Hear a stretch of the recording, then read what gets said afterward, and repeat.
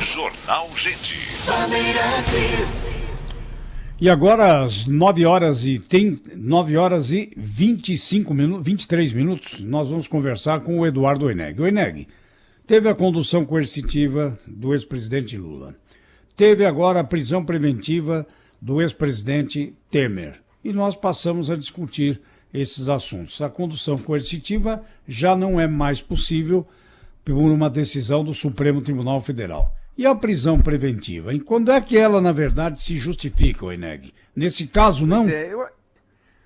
Bom, bom dia, Zé Paulo, bom dia a todos, bom dia, ouvinte.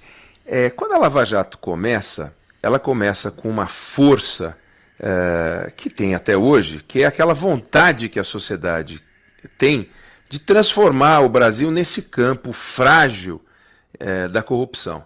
É uma frente que desgasta o Estado, corrói as contas públicas, e mais do que o dinheiro que ela desvia, é a atenção do governante que fica voltado para cometer crime, em vez de prestar atenção na política pública. Então, em vez dele conduzir algo por uma boa motivação, ele conduz por uma motivação negativa, porque o objetivo dele é fazer dinheiro. Então ele não faz o que deve ser feito. Não é que ele faz o que deve ser feito cobrando alguma coisa, não.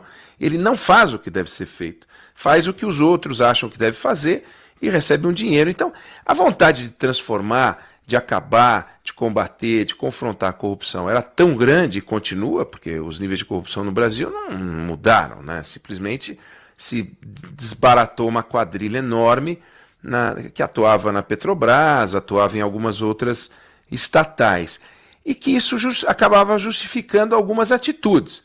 O juiz Sérgio Moro, ele decretou várias conduções coercitivas, né? Ele determinou que as pessoas fossem levadas à força para depor, antes mesmo de terem recusado um convite para depor, uma convocação, um chamado para depor. A condução coercitiva se justifica ou se justificaria no momento em que o camarada é chamado para depor, marca uma hora e lugar e não vai. Aí conduz coercitivamente. Mas não, eles usavam isso como um instrumento de investigação. Pegavam 10 pessoas ao mesmo tempo para que elas não pudessem combinar depoimentos, para que elas não pudessem se falar, seja lá o que for. Ficou tão patente que aquilo era um absurdo quando conduziram coercitivamente o ex-presidente Lula, sem que ele tivesse sido chamado para depor uma única vez. Aí jogaram luz sobre a condução coercitiva, aí começou uma discussão maior sobre o que é essa condução coercitiva e houve a proibição da condução coercitiva. Aí a Lava Jato perdeu esse instrumento, até porque estava abusando desse instrumento. A prisão preventiva, ela é uma ferramenta que existe em vários países. Ela é para apartar uma pessoa da sociedade antes da sua condenação, em qualquer momento da investigação, quando se descobre que a pessoa está destruindo provas, ela está obstruindo a justiça, ela continua a cometer crimes, ou ela é um risco para a sociedade. Esses são os casos. E aí prenderam preventivamente várias pessoas ao arrepio dessas possibilidades. Várias, foram incontáveis pessoas presas no curso da Lava Jato, que não se encaixavam, mas não eram pessoas tão conhecidas. O que acabava acontecendo era um relaxamento dessa prisão numa concessão de habeas corpus, e quem concedia o habeas corpus é que ficava com o ônus de imagem, né? Então o Gilmar Mendes concedeu vários habeas corpus, aí ficou, ele é o soltador oficial da República, porque bacana é prender. Mas bacana é você investigar direito, condenar quem ser condenado, absolver quem deve ser absolvido, e não ficar prendendo preventivamente. Aí depois começa o processo e não há nenhuma condenação, aí dá aquele sentimento de impunidade. Quando prendem o presidente Michel Temer, como o juiz Marcelo Bretas errou demais, quando eu digo errou demais, não tem uma história que pare em pé, todo mundo que escreveu sobre esse assunto, mas unanimidade, que não houve até hoje, condenou o uso da prisão preventiva neste caso. Continua a valer os casos tradicionais, como a gente falou. Então, o instrumento da prisão preventiva talvez a partir de agora seja usado com uma racionalidade maior, o que é bom, ainda que tenha custado a prisão do Temer, para ele, para os familiares dele, mas ele ficou 4 dias e talvez tenha prestado esse serviço à prisão dele para todo mundo olhar e falar, não, peraí, tem um negócio chamado Estado de Direito e a gente deve usar. E por que quando atinge o Temer é que as pessoas gritam? Porque estão usando isso também contra pessoas que não são poderosas e que a gente não conhece e que a gente não vê. É aquele direito em que a primeira instância é o camburão e a segunda instância é a delegacia de polícia. Agora, até também pouco tempo, não é, Oeneg? Não tinha clima para fazer contraponto à prisão preventiva, por exemplo. Eu me lembro que há uns 2 ou 3 anos nós fizemos uma entrevista com o Marco Aurélio Mello e ele já apontava, ministro do Supremo Tribunal Federal, e ele já apontava abusos da Operação Lava Jato. E um dos abusos, eu me lembro muito bem disso, que ele apontava era a prisão preventiva sem prazo determinado para acabar, em que o sujeito ficava na cadeia até que optasse por fazer uma delação premiada. Ele questionava esse método da Operação Lava Jato. Mas há 2 anos ainda é difícil, né? Não que seja fácil hoje, mas há 2 anos era praticamente censurada qualquer tentativa de impor alguma espécie de limite à Operação Lava Jato. Você acha que nós atravessamos esse momento e agora já é possível debater com um pouco mais de calma esse assunto, Oeneg? Eu acho que você colocou o ponto, o momento, né? O momento. A largada da Lava Jato com aquele sentimento de desconforto, a gente encontrou o foco de um câncer, e para debelar esse foco de câncer vale qualquer coisa, posto que as pessoas dispostas a debelá-lo precisam de ferramentas, então vamos dar todas as ferramentas. Só que a gente deu ferramentas legais, e essas ferramentas legais estão todas previstas no Código de Processo Penal, foram usadas de uma maneira ao arrepio do seu uso natural, com exagero, com distorção, com irregularidade.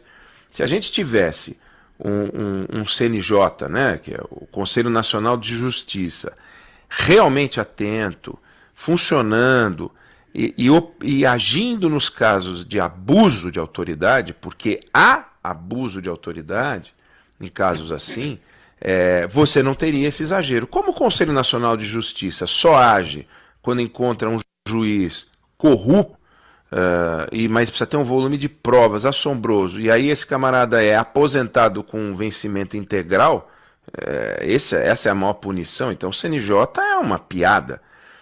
Aí acaba patrocinando o CNJ nunca funcionou, né, Oeneg? Não era para ser um supra-tribunal? Era para ser um fórum para olhar para a magistratura e identificar ali as distorções, entre outras funções, e agir.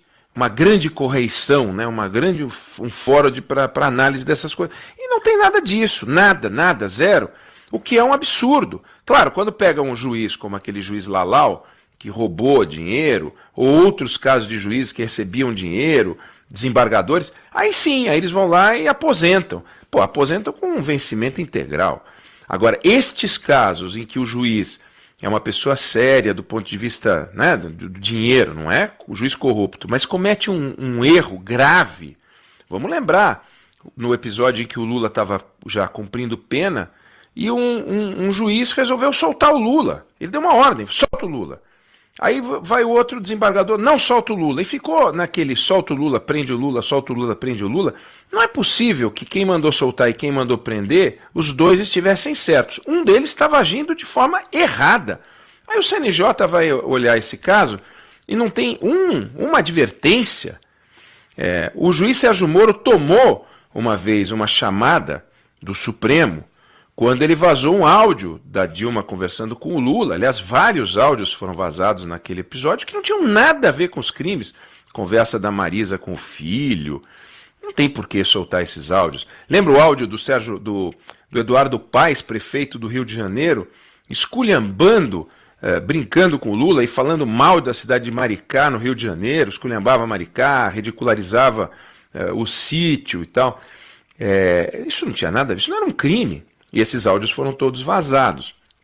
Não é uma coisa correta. O que o CNJ fez a respeito? Nada.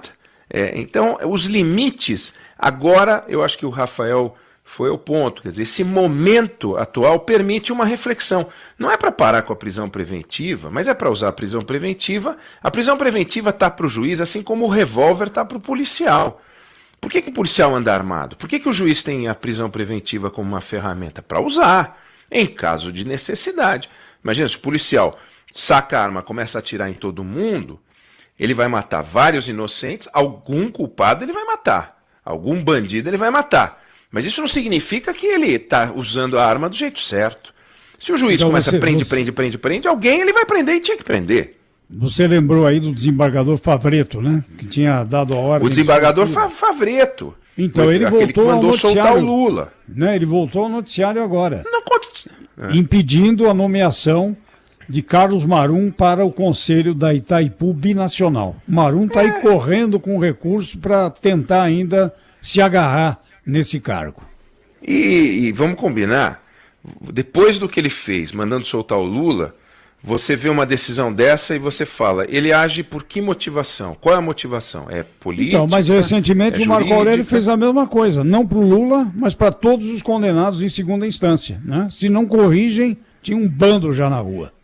E tem que resolver essa questão da segunda instância, que vai ser discutido agora nas próximas semanas, né? Acho que estava pautado para abril. Dia 10. Dia 10, pronto. Isso é importante. Para resolver de uma vez. Não dá para ficar com essa. É segunda instância, não é segunda instância. A Constituição fala que não é, mas. Quer dizer, não tem sentido. Ou é ou não é. E se não é segunda instância, todos aqueles que estão condenados, cumprindo pena, né, apenas entre aspas, porque se não for vai ser apenas na segunda instância, tem que sair. E aí o Lula vai sair também. E vão sair todos que estão condenados em segunda instância.